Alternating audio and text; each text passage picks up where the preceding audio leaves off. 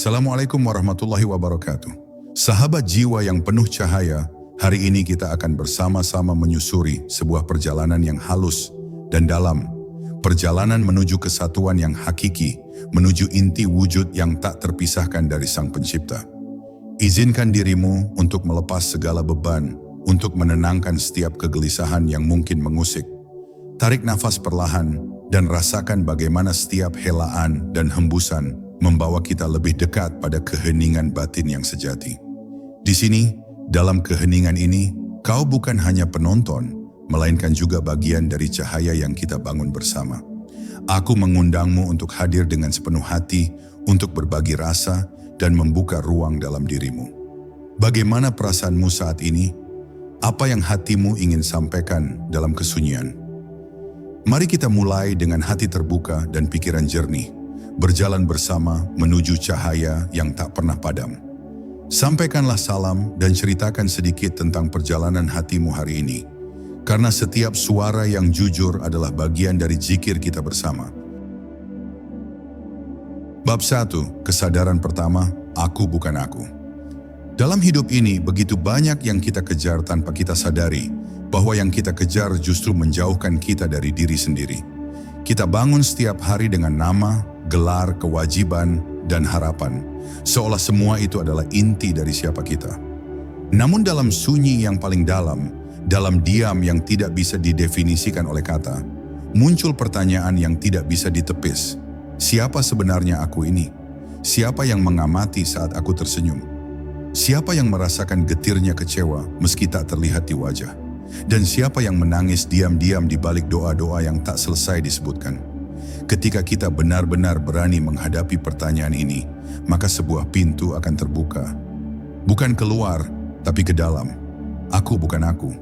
Kalimat ini bukanlah teka-teki filsafat, bukan pula kutipan dari orang suci. Ia adalah panggilan dari ruh untuk mengenali sumber cahayanya. Sebab kita telah terlalu lama terjebak dalam tubuh, dalam bentuk, dalam nama, dalam segala sesuatu yang sebenarnya bukan kita. Dan karena itu kita lelah. Kita lelah menjadi sesuatu yang harus tampak sempurna di mata dunia. Padahal di dalam kita retak. Kita lelah menyesuaikan diri dengan dunia, padahal yang kita butuhkan hanyalah menyatu dengan yang menciptakan dunia. Maka ketika kita mulai menyadari bahwa segala pencarian itu seharusnya bukan untuk membangun identitas, melainkan untuk menghancurkannya, disitulah awal perjalanan menuju wujud sejati dimulai. Perjalanan makrifat tidak dimulai dari belajar, tapi dari hancurnya segala yang kita anggap aku. Bukan berarti kita lenyap secara fisik, tapi bahwa keberadaan kita tidak lagi berpijak pada ego. Kita tidak lagi merasa perlu diakui, tidak lagi gembira jika dipuji, dan tidak lagi gelisah jika dilupakan.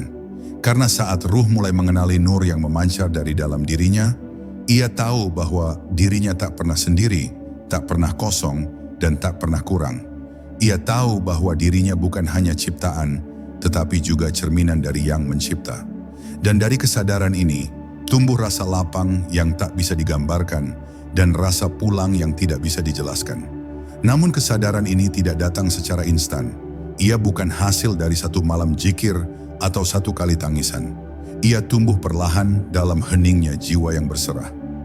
Dalam setiap nafas yang disadari, dalam setiap doa yang tak bersuara, dalam setiap kehilangan yang diterima dengan tenang. Kesadaran ini seperti cahaya fajar yang perlahan-lahan menembus kabut. Bukan untuk menyilaukan, tapi untuk membimbing. Dan saat kita benar-benar menerima bahwa aku yang selama ini kita banggakan hanyalah pakaian sementara, maka hati akan mulai merasa ringan. Tidak ada lagi beban menjadi sesuatu. Yang tersisa hanyalah hasrat suci untuk menyatu. Inilah langkah pertama menuju kesatuan wujud saat aku tidak lagi menjadi pusat dan dia menjadi segala. Ketika aku hancur, maka barulah aku tampak. Bukan aku yang semu, tapi aku yang sejati, yakni ruh yang bercahaya dengan nurnya. Dan dalam cahaya itu, kita tidak lagi memanggilnya dari kejauhan, karena jarak sudah lenyap.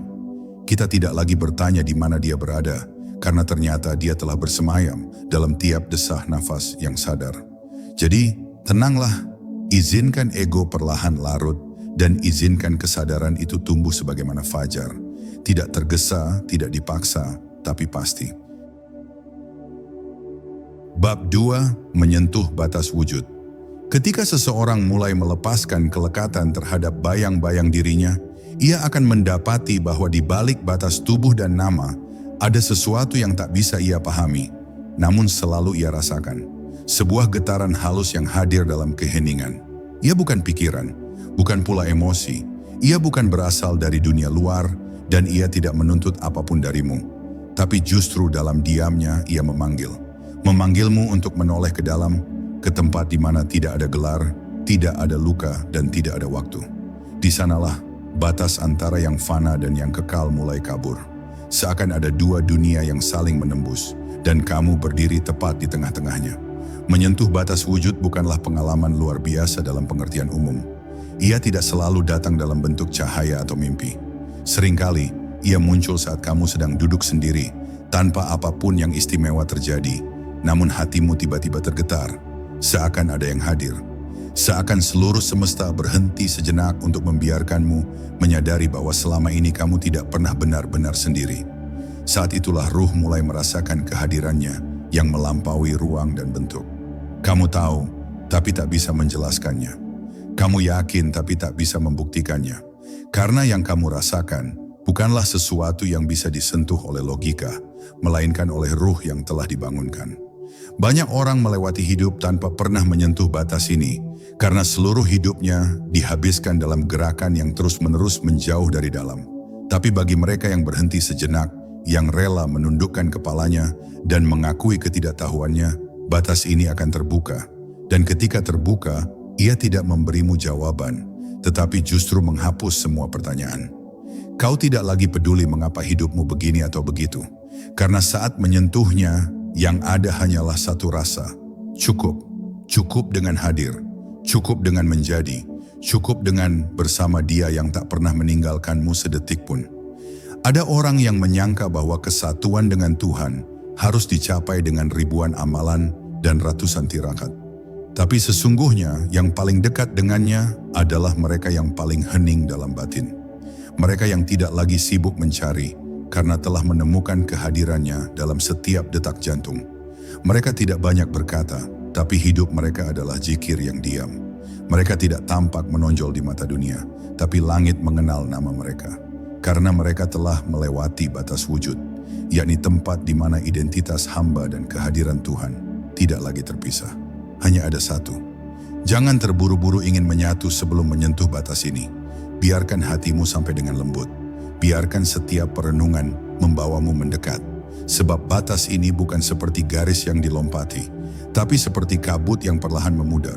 Dan saat kabut itu lenyap, kau tidak akan merasa seperti telah sampai. Kau justru merasa tidak pernah berangkat. Karena ternyata yang kau cari selama ini sudah ada di dalammu. Dan itulah kebenaran yang tidak bisa diajarkan, hanya bisa disingkapkan. Bab 3. Melebur dalam namanya.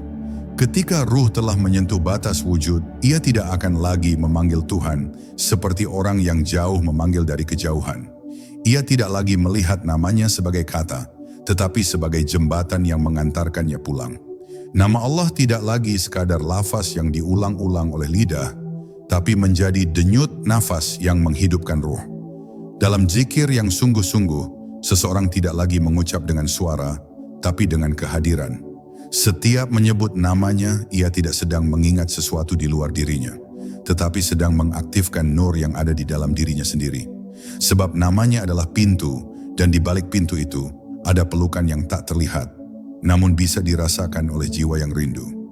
Melebur dalam namanya berarti berhenti berjarak. Tidak ada lagi antara aku dan dia, karena dalam keheningan zikir yang dalam, batas antara yang menyebut dan yang disebut menjadi lenyap. Seseorang bisa menyebut Allah tanpa benar-benar mengingatnya, dan seseorang bisa diam 1000 kata, namun hatinya menyatu dalam nama itu.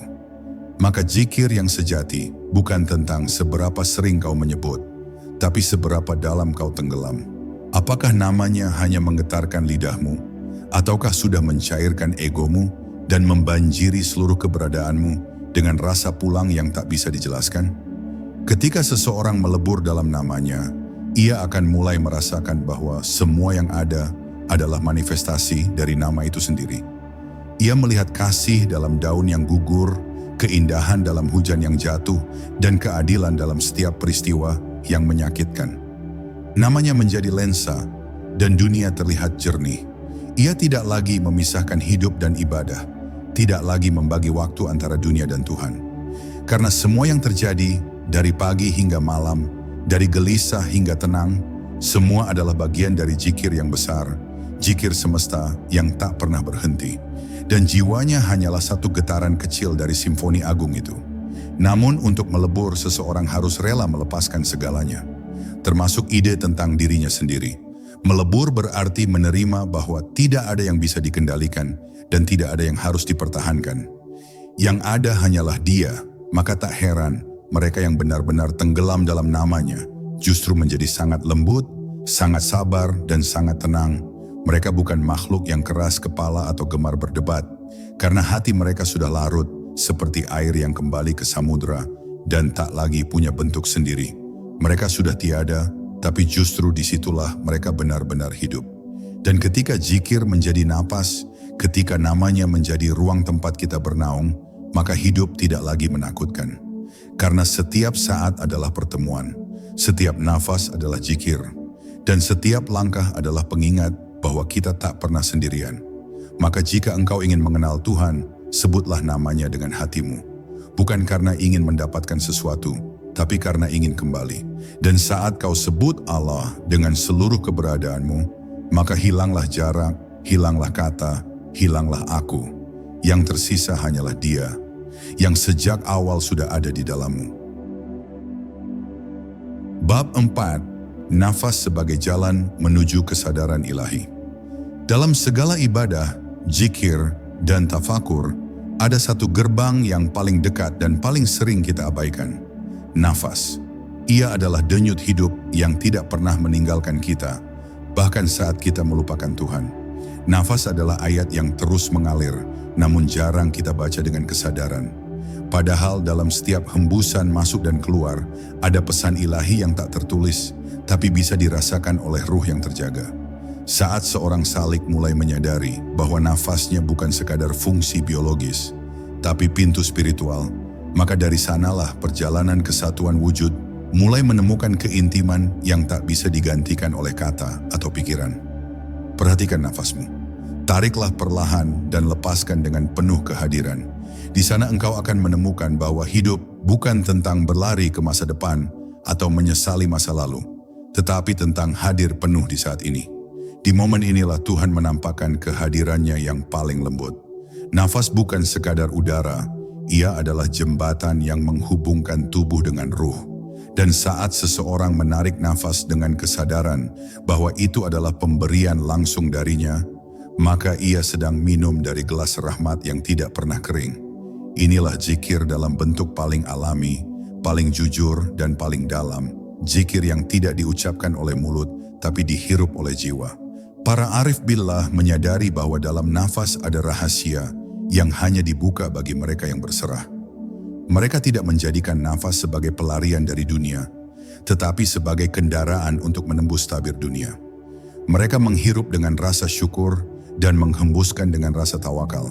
Setiap hembusan menjadi simbol pelepasan dan setiap tarikan menjadi tanda penerimaan. Di antara dua gerak itu, mereka hidup bukan dalam keramaian dunia, tapi dalam pelukan kehadiran Tuhan yang tak pernah jauh. Dan itulah sebabnya mereka bisa tenang meski dunia berguncang, bisa damai meski tak punya apa-apa, karena yang mereka genggam bukanlah benda, tapi nafas yang terisi nurnya. Nafas adalah saksi yang diam. Ia tahu kapan engkau jujur dalam zikirmu, dan kapan engkau hanya mengucapkannya sebagai kebiasaan. Ia merekam setiap tangis batin, setiap getaran cinta yang tak terucap, dan setiap doa yang kau bisikkan tanpa kata. Maka mulai hari ini, jangan jadikan nafasmu sekadar alat hidup. Jadikan ia sahabat dalam perjalanan pulang. Dengannya kau bisa menyentuh rasa sujud yang paling dalam, rasa pasrah yang tak bisa dipalsukan. Dan jika engkau terus hidup dalam kesadaran nafas, maka tidak ada ruang untuk gelisah, karena setiap detiknya adalah pertemuan dengan Dia yang Maha Ada. Disinilah langkahmu menjadi ringan, karena engkau tidak lagi berjalan sendiri. Nafasmu berjalan bersamamu, membawa rahasia dari langit ke dalam dadamu. Maka jagalah nafas seperti kau menjaga ayat. Isilah dengan zikir, resapilah dengan rasa, dan biarkan ia menuntunmu kembali kepadanya. Sebab saat ruh telah menyatu dengan nafasnya, ia tidak butuh suara untuk berzikir. Setiap helaan adalah panggilan pulang, dan setiap tarikan adalah pengakuan. Engkaulah Tuhanku dan aku adalah hamba-Mu. Maka biarkan hidup ini menjadi tarian lembut antara nafas dan cinta. Sebab dari sanalah jalan kesatuan benar-benar dimulai. Bab 5. Hancurnya hijab antara hamba dan Yang Maha Ada. Setiap jiwa yang jujur dalam pencariannya akan sampai pada satu titik. Titik kerinduan yang tidak bisa lagi ditahan. Bukan rindu pada dunia, bukan pula pada bentuk-bentuk lahir, tetapi rindu kepada Sang Sumber. Dan kerinduan ini tidak muncul dari pikiran atau keinginan sesaat. Ia adalah getaran dari ruh yang telah mengenali cahaya asalnya. Ketika ruh ini terus melangkah dalam zikir, dalam nafas yang sadar, dan dalam penyerahan yang penuh, maka hijab demi hijab mulai tersingkap. Bukan karena kekuatan usaha, tapi karena rahmat-Nya yang melihat kesungguhan hamba dalam menanggalkan segala selain Dia. Maka pecahlah hijab pertama, hijab rasa memiliki. Hijab rasa memiliki adalah dinding halus antara aku dan Dia. Selama seseorang masih merasa bahwa hidupnya adalah miliknya, hartanya miliknya, bahkan amalnya miliknya, maka jarak itu tetap ada. Padahal hakikatnya, tidak ada satu pun yang benar-benar kita punya. Bahkan ruh kita pun bukan milik kita, ia adalah titipan yang kelak akan kembali. Maka ketika seseorang rela melepas rasa memiliki, bukan hanya secara lahir, tetapi sampai ke relung terdalam, maka dinding pertama itu runtuh. Dan ketika dinding itu runtuh, terasa sebuah kelapangan yang tidak bisa dijelaskan. Bukan karena bebas dari beban, tapi karena tahu bahwa semua ini bukan tanggung jawabku, melainkan amanah darinya. Lalu pecahlah hijab kedua, hijab rasa bisa. Selama seorang hamba merasa bahwa ia bisa berbuat, bisa mengatur, bisa merancang dan menentukan, maka ia akan tetap berada di antara bayang-bayang kuasa dirinya. Tapi saat ia sampai pada titik di mana segala kekuatan runtuh, dan ia bersujud dengan jiwa yang kosong sambil berkata, "Aku tidak bisa apa-apa tanpa Engkau," maka saat itulah dia hadir dengan sepenuhnya. Sebab kekuatan ilahi tidak akan mengalir ke dalam wadah yang masih dipenuhi ego. Dan ketika ego telah runtuh, jiwa menjadi wadah kosong yang siap diisi oleh kehendaknya. Di titik inilah hijab kedua runtuh dan mata hati mulai terbuka. Namun yang paling dalam adalah hijab ketiga, hijab rasa wujud. Ini adalah hijab yang membuat seseorang merasa bahwa dirinya benar-benar ada, terpisah dari Tuhan. Ini bukan hanya tentang pikiran, tapi tentang akar identitas. Selama seseorang masih menganggap dirinya sebagai entitas yang berdiri sendiri, maka ia tidak akan pernah bisa menyatu.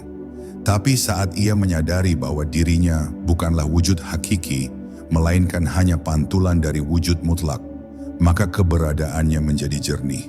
Ia tetap hidup, tetap berjalan, tetap bernapas, namun bukan dengan keakuan, melainkan dengan kesadaran bahwa hanya Dia yang benar-benar ada. Dan saat ini terjadi, hijab terakhir pun lenyap. Bukan karena dipaksa, tapi karena memang tidak pernah benar-benar ada. Dan di titik ini, seorang hamba tidak lagi merasa sedang mencari Tuhan. Ia tidak lagi bertanya di mana Tuhan berada, karena ia tahu tidak ada jarak, tidak ada pisah, tidak ada dua. Yang ada hanya satu, dan itulah wujud sejati. Dirinya hanyalah bayang-bayang yang memantulkan nurnya. Maka ia hidup dalam fana, namun hatinya baka. Ia hadir di dunia, namun ruhnya menetap di sisinya. Ia tidak banyak bicara, tapi setiap geraknya adalah bahasa dari yang tak terucap. Inilah hamba yang telah melewati hijab dan kembali kepada wujud. Bukan dengan kebanggaan, tapi dengan ketiadaan. Bukan dengan suara keras, tapi dengan diam yang paling dalam. Bab 6. Kesadaran fana dan rasa baka. Di titik ketika hijab-hijab telah luruh, seorang hamba akan memasuki keadaan yang tidak bisa dijelaskan oleh bahasa dunia. keadaan antara ketiadaan dan kehadiran. Para arif menyebutnya fana, yaitu lenyapnya keakuan dalam lautan wujud Tuhan. Ini bukan kematian jasmani, tetapi terhapusnya ego sebagai pusat kesadaran. Ia masih berjalan, masih berbicara, masih hidup di dunia, tapi tidak lagi merasa sebagai pusat dari segalanya. Ia tidak merasa menjadi sebab, tidak merasa menjadi pemilik, dan bahkan tidak merasa sebagai penentu. Kesadarannya telah lebur dalam kehendak Tuhan. Inilah yang membuat mereka begitu tenang, begitu teduh, karena mereka tidak lagi membawa beban identitas pribadi. Yang ada hanya kesadaran bahwa segala sesuatu berasal dari Dia dan kembali kepadanya. Fana bukanlah tujuan akhir, tetapi pintu menuju sesuatu yang lebih tinggi, baka. Jika fana adalah lenyapnya diri, maka baka adalah tegaknya kesadaran akan keberadaannya yang abadi. Dalam fana, sang hamba hancur. Dalam baka, ia dibangkitkan kembali, bukan sebagai aku, tapi sebagai cermin bagi nur ilahi. Dalam baka, ia tidak lagi mencari Allah di luar, karena ia telah menyaksikannya di dalam segala sesuatu. Hatinya menjadi tempat turunnya makna-makna ilahiyah, dan kehidupannya menjadi cerminan dari kasih sayang, hikmah, dan keindahan Tuhan. Ia tidak menjadi Tuhan, tetapi menjadi saluran di mana Tuhan berkarya dalam dunia. Kesadaran baka menjadikan hidup bukan sebagai perjuangan untuk bertahan, tetapi sebagai pengabdian untuk hadir. Segala sesuatu menjadi ibadah. Duduknya adalah ibadah. Diamnya adalah zikir. Tindakannya adalah pengajaran tanpa suara. Karena ia tidak lagi bertindak dari dorongan nafsu atau kehendak pribadi, melainkan dari kejernihan yang dibimbing oleh nur. Ia tidak lagi memikirkan dirinya, karena dirinya telah lenyap dalam kehendaknya. Dan dari situlah justru muncul kekuatan sejati, kekuatan yang lembut tapi kokoh, diam tapi menggetarkan, tidak tampak tapi menghidupkan, sebab ia hadir dengannya, bukan dengan dirinya sendiri. Namun perjalanan menuju fana dan baka bukanlah jalan yang rata. Ia dipenuhi ujian, kehancuran, kesepian, dan perasaan hampa yang dalam. Tapi semua itu bukan kutukan, melainkan tahapan penyucian.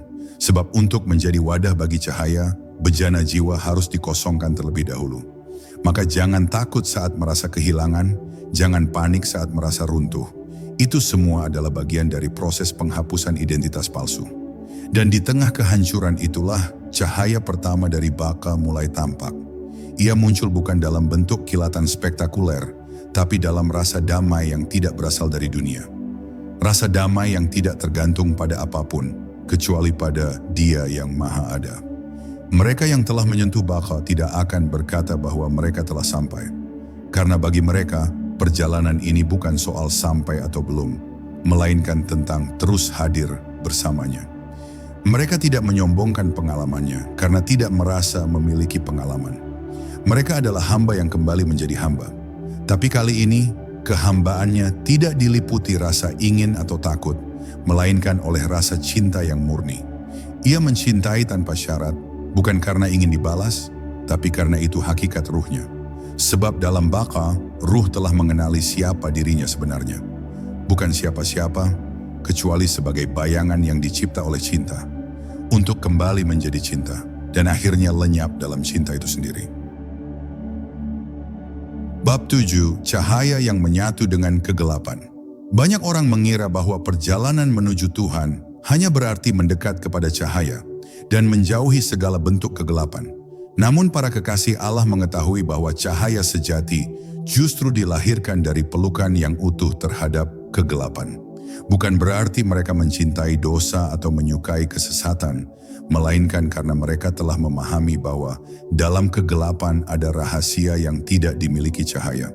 Sebagaimana malam menyembunyikan keheningan yang tak ditemukan di siang hari, demikian pula kegelapan dalam jiwa menyimpan jalan sunyi yang tidak terbuka bagi mereka yang hanya menginginkan keindahan dan kenyamanan. Maka mereka tidak lari dari gelap, tapi masuk ke dalamnya dengan kehadiran dan kesadaran, lalu menemukan bahwa ternyata di sana ada Dia juga. Cahaya tidak bermakna jika tidak ada gelap, dan tidak ada jiwa yang benar-benar bersinar tanpa pernah tenggelam dalam ruang-ruang luka, kecewa, hancur, dan tidak mengerti. Justru ketika seorang hamba terjatuh, kehilangan arah, dan merasa sendirian dalam kegelapan batinnya, disitulah ia paling dekat dengan pengenalan hakiki. Sebab saat seluruh kekuatan lahir tak lagi mampu menopang dan semua tempat bersandar runtuh, maka yang tersisa hanya Dia. Dan ketika engkau bisa duduk diam di tengah reruntuhan dirimu sendiri tanpa menolak rasa sakitnya, disitulah muncul cahaya. Bukan dari luar, tetapi dari pusat hatimu yang tersisa hancur itu. Cahaya yang tidak memaksa, tidak membakar, tapi menyinari dengan lembut dan sabar. Para arif tidak membagi hidup antara terang dan gelap, antara baik dan buruk secara kaku. Mereka melihat semua sebagai bagian dari proses penyempurnaan. Bahkan keburukan, jika diterima dengan rendah hati dan dijadikan pelajaran, bisa berubah menjadi jalan pulang. Karena bukan dosa yang membuat seseorang jauh dari Tuhan, tetapi kesombongan untuk tidak bertobat dan mengakui kefanaannya. Maka mereka yang telah mengenali hakikat ini tidak lagi sibuk menghakimi kegelapan, baik yang ada dalam dirinya maupun dalam diri orang lain. Mereka memeluk gelap, bukan untuk tenggelam di dalamnya, tapi untuk menyalakan cahaya dari dalamnya. Dan disitulah letak rahasia kekuatan mereka. Kegelapan bukan lawan dari Tuhan. Ia adalah tempat pengujian, tempat pendewasaan, tempat pengosongan, agar ketika cahaya datang, ia tidak masuk ke dalam jiwa yang masih penuh dengan keakuan. Maka setiap kali engkau merasa tersesat, hampa, atau gelisah, jangan buru-buru menyalahkan diri atau menjauh darinya.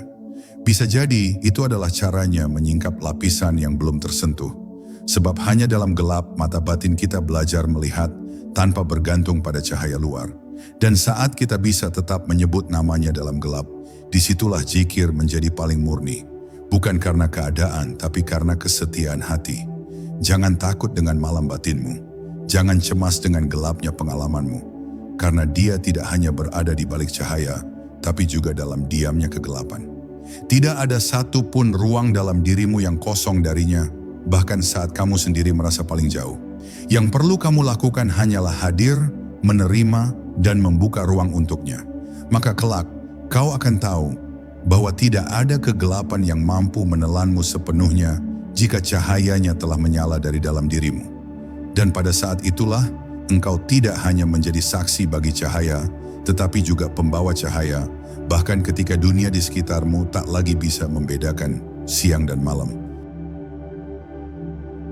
Bab 8. Mendengarkan suara yang tidak pernah bersuara.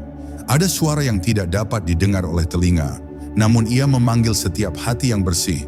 Suara ini tidak berasal dari pita suara, tidak terbungkus kata, dan tidak membutuhkan bahasa.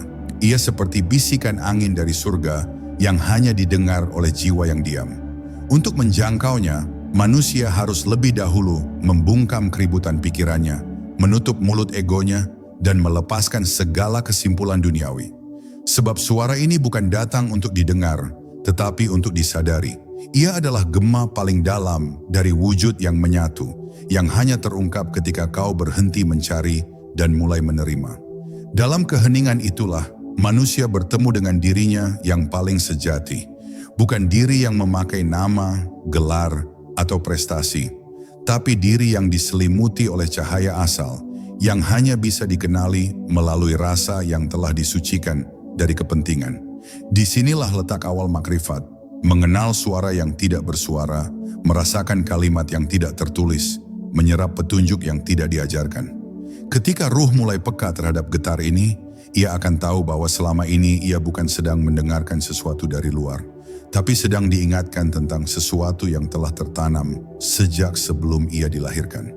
Suara ini bukan untuk diperdebatkan atau dibuktikan, karena hakikatnya ia tidak berbicara kepada akal. Ia menyentuh sisi terdalam dari ruh yang telah lama haus akan keaslian. Banyak orang mencarinya dalam ribuan kitab, namun justru semakin jauh. Banyak yang mengejarnya lewat kata-kata suci, namun tetap tak paham isinya. Padahal ia tidak pernah pergi dari jiwa manusia. Ia hanya menanti saat ketika engkau berhenti berbicara dan rela diam dalam tunduk. Dalam diam itulah Allah berkata langsung kepada ruh. Tanpa suara, tanpa perantara, tanpa kata, hanya rasa yang menggigil karena tahu.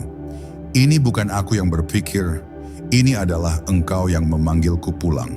Kesatuan wujud tidak akan pernah tercapai jika manusia masih menutup telinga batinnya dengan kebisingan dunia. Selama hatimu masih lebih tertarik pada komentar orang lain dibanding suara Allah di dalam dirimu, selama itu pula kau akan tersesat di padang pasir mana. Yang perlu dilakukan hanyalah hening, duduk, tarik napas dalam-dalam, dan izinkan ruhmu menjadi ruang tempat kalam Tuhan turun. Tak ada ritual sulit, tak ada rumus rumit, hanya kesediaan untuk melepas genggaman atas dirimu sendiri agar suara yang tak bersuara itu bisa menjadi terang dalam dada. Inilah langkah mendalam berikutnya dalam perjalanan menuju kesatuan wujud.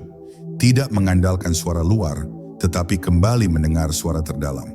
Saat kau sudah mengenal suara ini, kau tidak lagi butuh pembenaran dari siapapun. Sebab setiap langkah, setiap pandangan, dan bahkan setiap diammu akan terisi oleh petunjuknya.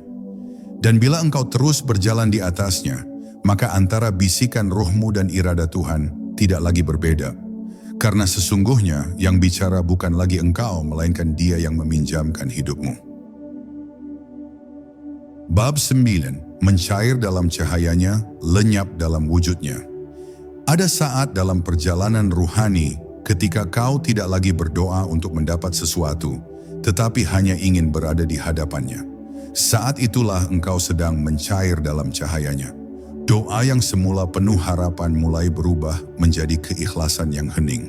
Tidak ada lagi permintaan duniawi yang menjerat, tidak ada lagi rasa takut akan kehilangan. Yang tersisa hanyalah keinginan untuk tetap berada dalam pelukannya, meski tak diberi apapun. Sebab saat kau telah mencair dalam cahayanya, segala yang ada selain Dia tidak lagi penting. Kau mulai memahami bahwa seluruh eksistensimu hanya untuk menjadi saluran tempat Dia menyatakan dirinya di dunia ini. Proses mencair ini bukan berarti kehilangan identitas, melainkan melebur dalam yang maha indah. Dirimu tetap ada, namun tidak lagi menjadi pusat. Yang menjadi pusat adalah Dia. Kau berbicara, namun bukan dari ego. Kau bergerak, namun bukan atas kehendakmu. Bahkan zikirmu pun tidak terasa berasal dari usaha. Ia terjadi begitu saja, seolah ada arus dari langit yang mengalir lewat lidahmu. Pada fase ini, ruh tidak lagi sekadar mengingat Allah. Ruh telah menjadi ingatan itu sendiri. Nafasmu pun berubah menjadi alunan tasbih, dan detak jantungmu berzikir bersama alam semesta. Lenyap dalam wujudnya bukan berarti hilang, tapi mengalami kelapangan paling agung. Engkau tetap hidup, namun seluruh hidupmu hanyalah cermin bagi kehadirannya. Ketika kau tersenyum, itu adalah senyum yang berasal dari rahmat-Nya. Ketika kau menangis, itu adalah tangis yang berasal dari kerinduannya terhadap hamba yang tulus. Dan ketika kau diam, itu adalah diam yang menyimpan rahasia antara hamba dan Tuhan. Inilah yang dimaksud para arif billah ketika mereka berkata, "Aku tidak melihat sesuatu pun, kecuali aku melihat Allah terlebih dahulu, bersamanya dan sesudahnya." Dalam keadaan lenyap, segala rasa memiliki sirna. Engkau tidak lagi berkata, punyaku atau diriku, sebab kini yang ada hanya satu, Dia. Bahkan rasa bahwa aku sedang lenyap pun akhirnya lenyap. Karena segala yang masih bisa disadari, berarti masih ada dua, yang menyadari dan yang disadari. Tetapi dalam lenyap sejati, tidak ada lagi dualitas. Hanya ada, hanya wujud, hanya Dia. Dan disinilah misteri wahdatul wujud tidak lagi menjadi konsep intelektual, melainkan pengalaman batin yang tak bisa dijelaskan, hanya bisa dirasakan dan ditenggelami. Maka jangan takut untuk lenyap, karena dalam lenyap itulah engkau akan menjadi nyata. Engkau tidak sedang menghilang, melainkan kembali ke tempat asal, cahaya murni yang tak terpisah darinya. Lenyap bukan berarti mati, tapi hidup dengan sebenar-benarnya hidup. Hidup yang tidak terbatas oleh daging dan waktu. Hidup yang mengenal hakikat dirinya dan hakikat Tuhannya, tanpa jarak, tanpa hijab, dan tanpa kata. Inilah makna hakiki dari kalimat tauhid, bahwa yang benar-benar ada hanya Allah, dan engkau adalah cerminnya. Bab 10. Ketika semua hilang, yang tersisa hanyalah Allah.